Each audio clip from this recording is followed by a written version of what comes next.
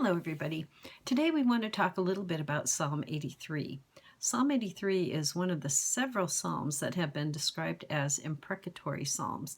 Now, most commentaries now tuck them into other categories, but for a long time that term was used about these psalms. And the particular characteristics that puts them all together is the idea that they were having, as our commentary says, a particularly vigorous attitude toward the enemy.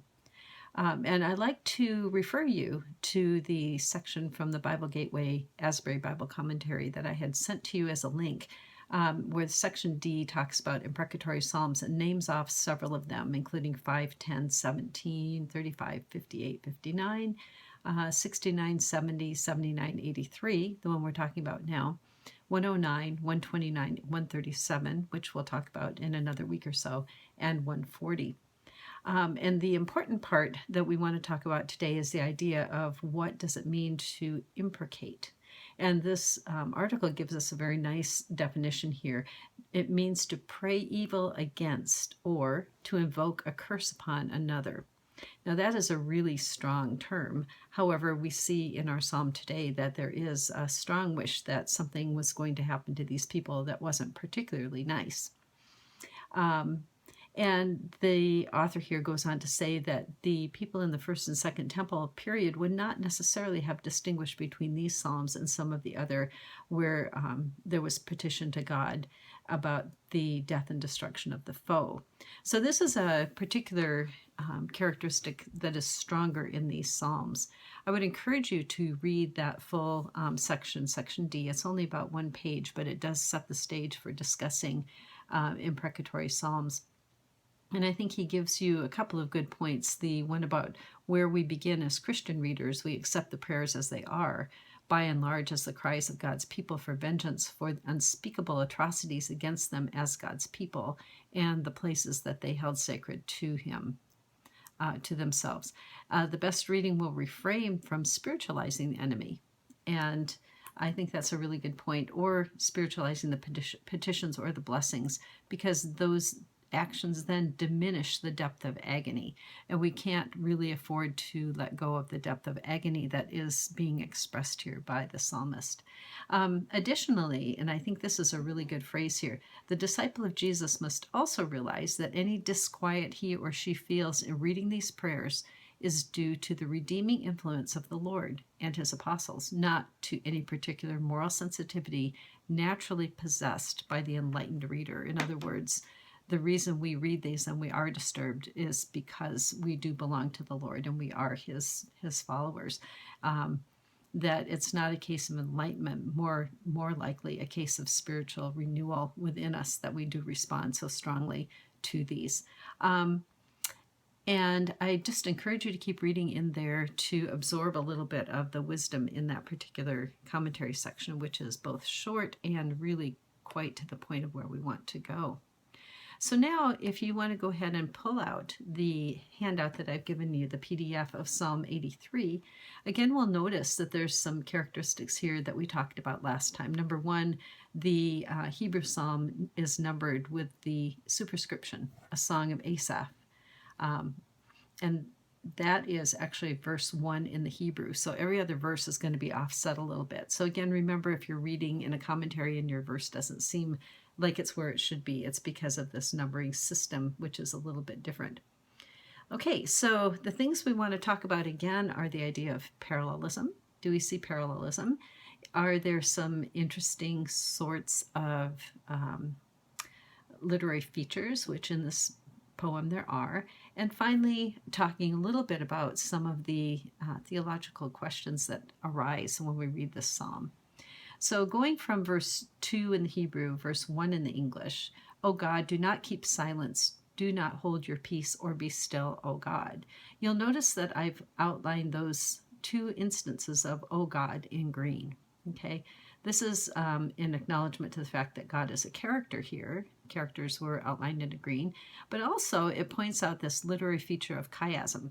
Okay, so we have a little bit of a place where in the first phrase God is mentioned at the beginning, And the second phrase is mentioned at the end. And this makes a nice kind of envelope around the idea of don't keep silent, don't hold your peace, help, oh God, help. And you can see it in the Hebrew. I've circled them, and you can see one on the front end, right-hand side, one on the other end, left-hand side. So that's a nice literary feature that starts right out in the psalm. Also, you'll notice that there is parallelism here, parallelism syntactically and parallelism of the idea itself, and that these verses do demonstrate that short, pithy line that is a characteristic of Hebrew poetry. So we've got some of the more standard characteristics of Hebrew poetry in this one than we have had in other psalms that we've looked at.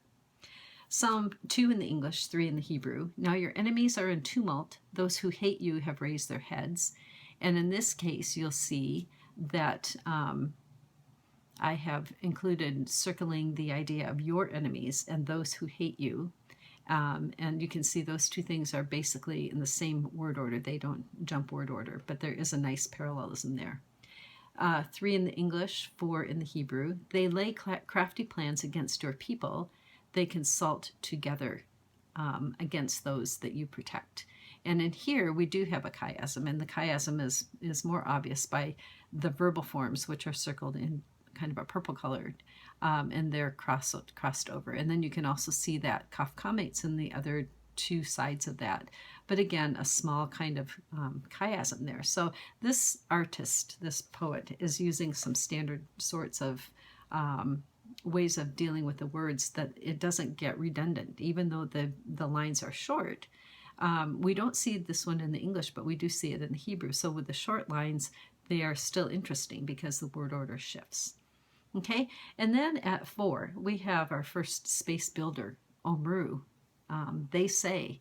Okay, so this is going to open up a little bit of a content of what the enemies were thinking and what they would say together. Come, let us wipe them out as a nation. Let the name of Israel be remembered no more. Okay, so we have there the content of what the psalmist perceives the enemies, those who hate God, to be saying.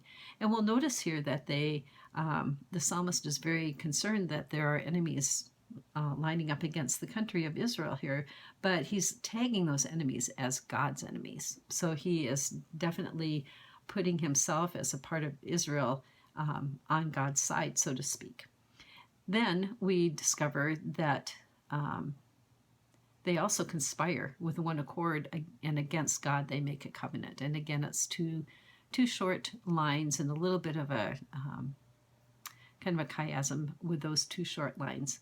But then you discover who they actually are in verses 6 English, 7 Hebrew, 7 English, 8 Hebrew, 8 English, 9 Hebrew, and then 9 English, 10 Hebrew, and so forth. I think this goes on all the way through 12 actually, but the real concentration here is in 6 and 7 and 8 in the English. The tents of Edom and the Ishmaelites, Moab and the Hagrites, Gabal, Ammon, Amalek, Philistia, the inhabitants of Tyre, Assyria has joined them, and then Assyria is described further as the strong arm of the children of Lot.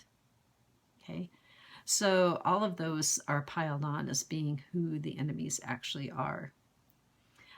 Actually, at 9 and 10, then we have some more place names mentioned, but these are not specifically, I went a little too far with this, not specifically the enemies, but other former enemies of God. And now the psalmist is asking God to take care of the previous list of enemies the same way he did to Midian and Sisera and Jabin at the Wadi Kishon. So we're going back to the story in Judges of Sisera and Yael. And he describes that a little bit. They were destroyed at Endor, and they became dung for the ground. So that battle was not a real good thing for those people back there in the old days. Make their nobles like Oreb and Zeeb, all their princes like Zeba and Zalmunna. You can hear, even in the English translation here, this wonderful wordplay with this Z sound that's going on in there, repeated and repeated. It's not always a Z or the word letter in Hebrew, but it's a combination of letters that would continue to make the same sort of sound. So there's kind of a sound play going on. They said, "Let us take the pastures of God for our own possession." Okay, so now we know what the new enemies are saying and what the former enemies had been saying in days gone by. And then the psalmist returns to his direct address to God. "Oh my God, make them like whirling dust, like chaff before the winds." Okay, notice now that we've moved over from characters to objects, circled now in red. So we have some interesting objects. And with objects, oftentimes we have very good literary features. So here we have simile going on. The psalmist implores God to make the enemies like whirling dust, like chaff before the wind. And again, you can notice from the circled features in the Hebrew that we have Hebrew has a chiasm there, whereas in the English we don't. Moving on to the next verse, "A fire consumes the forest as the flame sets the mountains ablaze. So pursue them with your tempest and terrify them with your hurricane." Okay, and again, those things become objects of the destruction of God that the psalmist is hoping will happen to his enemies. So he's basically saying, God, go take care of your enemies here with all of these various strong things that you have to do. Now we get to a very interesting last 3 verses, because what we have here is a series of verbs that are actually in the jussive form. In other words, we've shifted into more tightly even yet into what this psalmist really wants. Okay, this is not a standard discussion of an event that happened yesterday, but rather this really strong emotion. And he's trying to persuade here by these strong words God to do what he's saying. Fill their faces with shame. This word is an imperative. In other words, you do it. Okay? Fill their faces with shame. Now, this is curious. So that they may seek your name, O Lord. Okay? He apparently is not asking for them to be completely destroyed or completely ashamed, but the shame is meant to actually do something. It's meant to create a change of heart in these enemies, that if they were shamed, they might go seek the Lord's name. Okay, and the word for seeking here is bakash. It's a word that also comes up often in sort of wisdom ideas. I will seek you, Lord, and I will find you and follow you. Those kinds of ideas are tied up in this word bakash. Okay, but then he goes on, let them be put to shame and dismayed forever. Let them perish in disgrace. Let them know that you alone, whose name is the Lord, are the most high over all the earth. Let them know. So we now have another sort of positive spin on all of this being shamed and perishing in disgrace talk. In other words, they're to seek, and all of this is to cause them to know that you are the Lord. Okay, now we have echoes here of events in Exodus, and we'll be talking about that more in the conversation we'll be having with Beth Elnis Hansen in a couple of days. But suffice it to say right now, we have something going on here where it's not just completely take them out, completely destroy them, but do all of these things so that they will know you. They'll know that your name is the Lord. So you might think about having a look at Exodus, at the various types of things that were happening in the Exodus with all the different plagues, because that's where this language resonates. Now, it may or may not be a complete quote, but it does definitely resonate with Exodus ideas. So we can see in here that, number one, we've got some good, strong literary features. We've got simile, we've got a metaphor kind of down at the bottom with the idea of the pastures of God.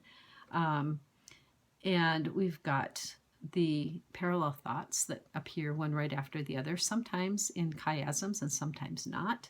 Short lines, very definitely sort of fitting with the conception of what Hebrew poetry is.